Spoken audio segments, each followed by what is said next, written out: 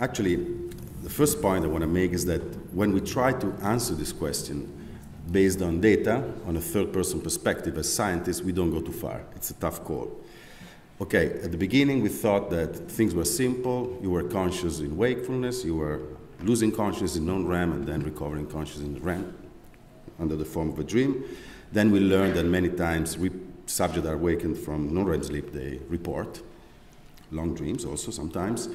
And then things got even more complicated. And the more we explore the brain with tools, and the more we record it, the more they're complicated. And so now we know that even when the subject is not reporting anything, there is a lot of information processing going on, which can be also quite complex. I'll give you 3 examples from the last year. So this is a paper, Current Biology, a few months ago, showing that during N2, and the subject, when you wake him up, doesn't remember anything about this, subjects are still performing correctly a semantic task, a quite complex task, distinguishing between, names of objects and of animals. And you can show that by recording the Reichlaff potential, that is the readiness potential from the cortex directly. So they activate the brain as if they were pressing the right or the left button correctly. Other example, pathological state, vegetative state patient who are unconscious and do not report anything. They can follow a movie, follow the plot of a movie, and activate the right part of the cortex in the salient movie parts of the movies. Like in this movie, Bang, You're Dead by Hitchcock, there's a boy who's playing with the gun is loaded, and you need to know in order to be activated at the time that the boy doesn't know that the gun is loaded. You need to remember that it's loaded. It's quite complicated. And these vegetative patients are doing this kind of processing. Whether they're conscious or not, it's difficult, because in these pathological cases, we have problems. But I think a striking case is the isolated forearm technique, anesthesia. Subjects are anesthetized, paralyzed, except for the arm, because you have the cuff preventing the paralyzing agent. And then you can ask questions to the patients during surgery. Are you comfortable? Are you okay? Do you feel pain? And other questions. And strikingly, patients are responding with the arm, squeezing the arm once or twice. And these patients do not remember anything and are fully unconscious, apparently, and they're having surgery. So, based on all this, we start to question whether consciousness ever fades. So, one possible conclusion, and actually it is a conclusion that it's around now. I was in a philosophy meeting in New York a week ago, and the conclusion was that maybe unconsciousness does not exist. A tiny piece of brain, even though disconnected, they can generate some level of consciousness, which leads, in a way, if you believe that there is a relationship between brain and consciousness, to panpsychism. There's a little bit of consciousness everywhere. So this is based on observing complex behaviors, or behaviors of neurons. But is behavior really an index of consciousness? I think sometimes it is risky. Like, take the iPhone and Siri, you can ask questions, very complicated questions, but we don't think it is conscious. And also, within our brain, we have billions and billions of neurons in the cerebellum, in the basal ganglia, which can do incredible things, like driving a car from here to Milan without me being really very aware about that. So, there is plenty of room for unconscious processing, and one day a computer might also fulfill and perform a Turing test and even be better than us and behave just like us. So some philosophers, they think the consciousness just does not exist. We don't need it. We are zombie. We can have all the behaviors we have without being conscious, and this is the conclusion that is held by this eliminativist, is a kind of philosophy extreme. So this is another extreme. So we are stuck, basically. If we start from a third-person perspective, we don't know what to say. It could be either way true. So one way to go is to, look at the best thing we can know, that is our experience, and start from there. And if I think about myself, I know that in wakefulness, like now, I am conscious, conscience exists, and then I know that sometimes, but this is me, I don't know about you, sometimes I don't exist. I wake up, at least I don't remember. Best of my knowledge, I wasn't there. I was not existing. And then sometimes I know that I dream. So I'm conscious of something that is generated within and has nothing to do with the outside. And this is the best thing I can say as far as I'm concerned, about consciousness. And maybe we can share some of these experiences and we might agree. So this could be an axiom that is self-evident to me, but also can be generalized if we talk about it and if we agree. We might talk about this maybe later, but this is the way I experience it. And based on these axioms, so you start from that, then you try to postulate what is important in the brain, what might be the substrate for this. And this is the way you go from this first-person perspective to some measurement and some hypothesis, and one could, for example, but it might be completely wrong, postulate that since consciousness is complex, it's differentiated, integrated at the same time, also the substrate of consciousness must be complex. And then you can try and go to measure that in different ways. One way would be looking at spontaneous activity, like Umberto showed, and another way might be to give perturbation to the brain and see whether the echo of the brain is complex, which would speak for a balance between integration and differentiation.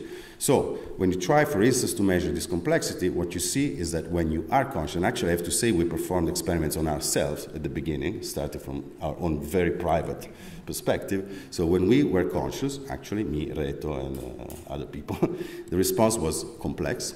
This is actually Reto.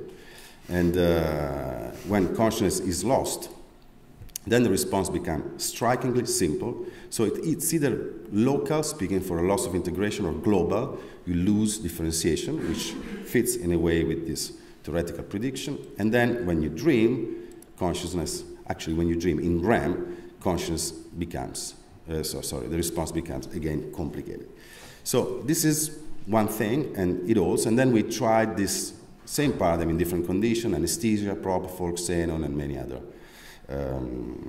states. So the idea, in the end, is that starting from this first-person perspective, the only thing we can know, our own experience, we can develop a measure, test it, and use sleep as to build a scale, because sleep is the only most familiar, it happens every day, is the only way to have a scale of reference. We know that sometimes we are there, and we know that sometimes we are not there.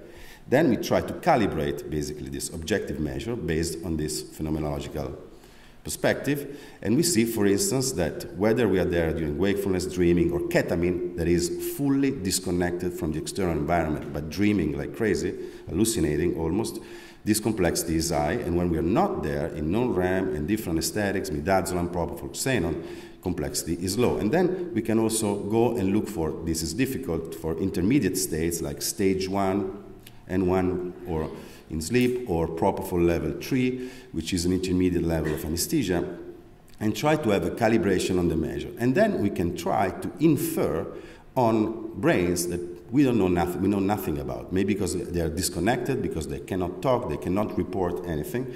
And these are, for instance, the brains of patients. So we see here the distribution of vegetative state patients with a clear-cut diagnosis, minimally conscious patients who are normally difficult to detect, but they are all in this kind of low consciousness, low complexity, or high complexity distribution. Locked-in patients who are almost fully paralyzed. And then sometimes we find also vegetative patients who are here. So this would be hidden consciousness, consciousness that we would have no way to see. And this all starts, in a way, from sleep, from our first-person perspective, and from the evidence that sometimes consciousness exists, sometimes it doesn't exist, and then we try to come up with the best approximation of a measure, and we test it, whether it's good or bad, and then we build a scale. So this would be a way to go. There are many improvements, there are many things that we can do. But my conclusion here is the question is not so much whether we are there or not during sleep, or to discover that. The main conclusion to me is that without sleep, we would know nothing, basically, about consciousness. Sleep and our experience is the starting point. And I'm done. Thank you. I'd just like to thank all the collaborators, although I didn't show data. Thank you, Martin. Questions? That was too provocative. Well, you know, a question that comes from a physicist, okay? So I think the difficulty that I have here is what is exactly the definition of consciousness? I mean, how can we really test experimentally this hypothesis if we don't have a definition of consciousness that relates to what we can measure. For example, if people can say, well, I'm not conscious when I sleep, but maybe consciousness is there. It's just you can perform some tasks, but you don't remember. So how This is precisely the problem, and actually, this is the question I'm asking. Mm-hmm. You're right. Can you come up with anything better than our own experience than phenomenology as a starting point? Because this is precisely the point. So if we start from the brain, we don't get very far. And we need to start from what we know for sure. And the only thing we know is, most directly, is our experience. And we know that sometimes we are there and sometimes we are not. But maybe we just forget. But there's no way to tell that. So we have to take this because we have nothing better. There's nothing better on the market to start with. Then, once you have this phenomenological axiom that might also tell you not only that consciousness can be there, cannot be there, but also what are the main features. You look for these features, so you postulate that the same features might be important in the physical world. And then you look for these features and you test your predictions. And this is the way to go. But my question actually is there anything better that we can do?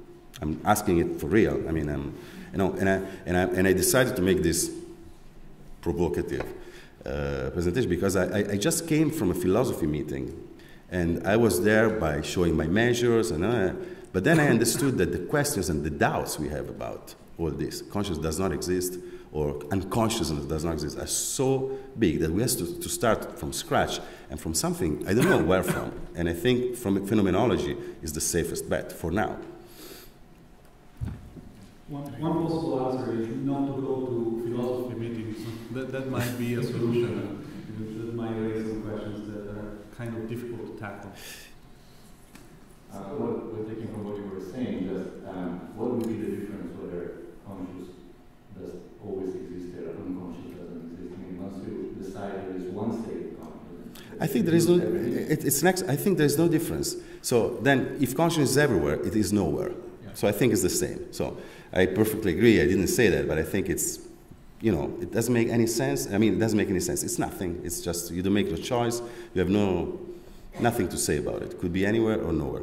And about philosophy meetings, I agree that they are, tough, especially for an MD or for a scientist. But they raise questions, and you should consider and ponder those questions in the end, I think. Although, you shouldn't get lost or surrender.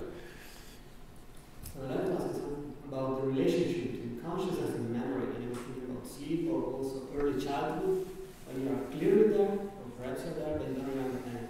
So could there be two types of consciousness, like Damaso says, an instantaneous consciousness and a long-term consciousness, something like that? I think this relationship between consciousness and memory is very complicated, and it is the problem. In my view, because you don't, so I trust myself, I cannot even trust myself, right, because I forgot, probably. So Ugo was telling to me this morning, I never dream, but most likely doesn't remember that, right? Still he's awake, and he knows he's awake now, and when he's asleep, he knows it, he's not there. But the thing is, yeah, it is tricky. I think, in principle, consciousness might exist without memory. There are patients who, I wouldn't feel like denying consciousness to patients with no memory. But then to assess that based on a report, if you have this problem of forgetting, then it becomes really a problem. And that's why I'm saying this is the best thing we have. Trust ourselves and the reports, but it's not perfect. We should look for something better. Or maybe we have to we can find the neurosubsets of memory really well, and then use that to rule out the fact that memory is playing a role. That would be a way to go. Marcel, is there any specific brain area, as a subcortical area, which correlates, the activity of which correlates best with the presence of consciousness? Or there is no such a candidate region which is worth exploring? Yeah, it is a fairly distributed, neural process, but yeah, there is the precuneus which is, in humans at least, which is most important. So recovery of metabolism in the precuneus correlates with recovery of consciousness best. And that's because the precuneus is a hub of connectivity, so it's a central, hub for integration and connectivity. And if that's down, then probably you lose that. But also, I've shown experiments where we were measuring, we were assessing consciousness in REM, wakefulness, and sleep, non-REM sleep. These are different states, and there's a confounding factor here, because you have activating systems which are changing and many things that you don't want. So the ideal experiment would be actually to take somebody in non-REM stage 2 and wake him up many times and ask him, what was going on in your mind, and he will tell you, sometimes I'm dreaming, sometimes I'm not. Trust the report and see what's changing in the brain. And the state being equal. So whatever changes is linked to the presence or absence of consciousness. And there, if you see something specific, you might say that it's not, he didn't make it up, because if you see 2 minutes before activity in one area, in the fusiform gyrus, when he was dreaming of a face, it means that he really dreamt of a face, and then you can start ruling out memory also. So this would be one way to go. Questions from the public? Please. There is a microphone coming.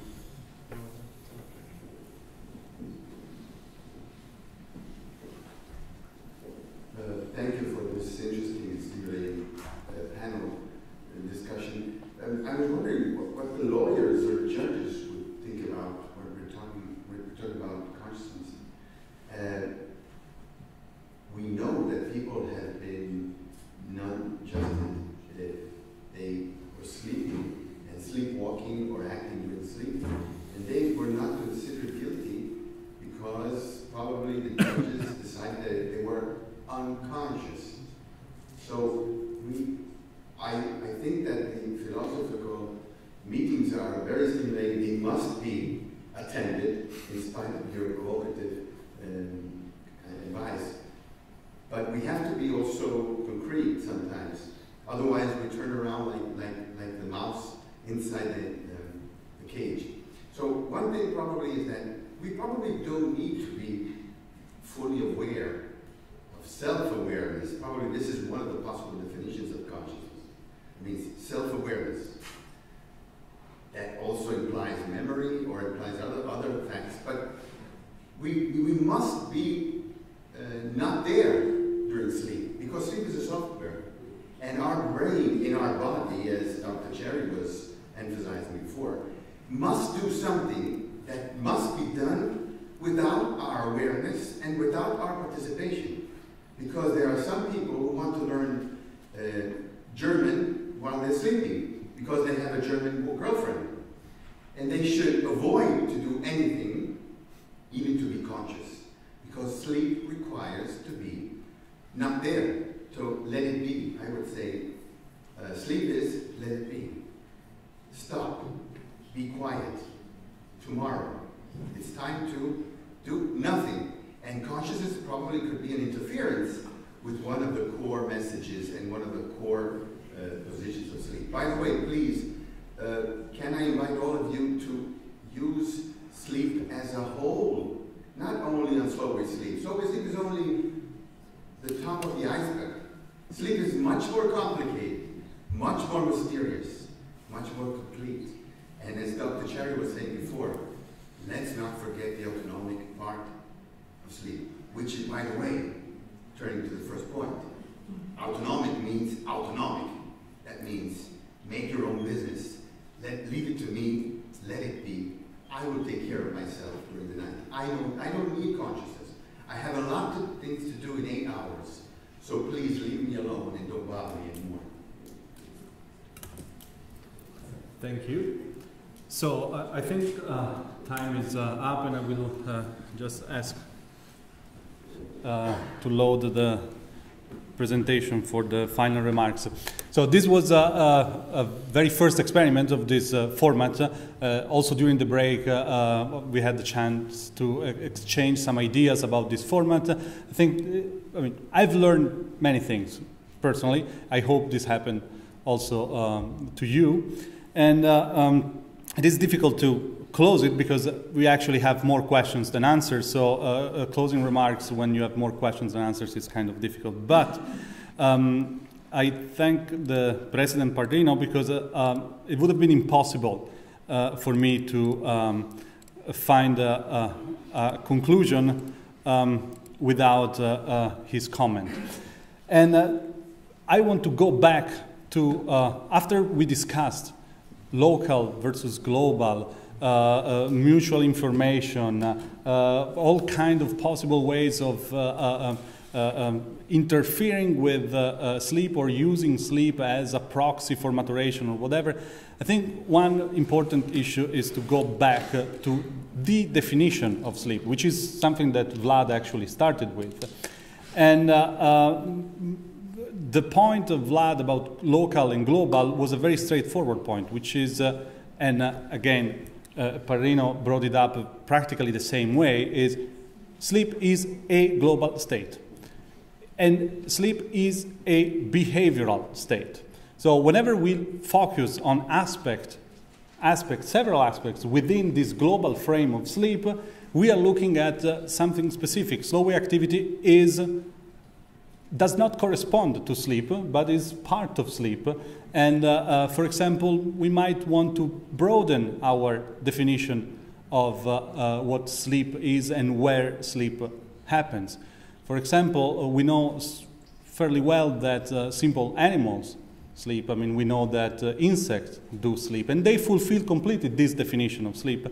But looking for core functions, we might want to go further and actually investigate if even simpler models are actually sleeping. Because for sleep, we actually need a disconnection. And the definition that you see in front of you, which is a textbook definition, requires practically only a threshold to stimuli and motor activity. Basically, if you don't move, most likely you are not able to have a different state that is different from movement. And then other two criteria. And by the way, in this definition, also the rebound that we very often mention is not part of the definition itself. And I think I will close this satellite symposium with the definition of sleep, and we might want to ask ourselves whether this is still the definition of sleep, or after we've discovered that there are neurons sleeping by themselves and so on, we might want to reconsider the definition. But I think I like to thank everybody. It's been a long morning, and I hope we will see each other again in 2 years for a very similar satellite symposium. Thank you.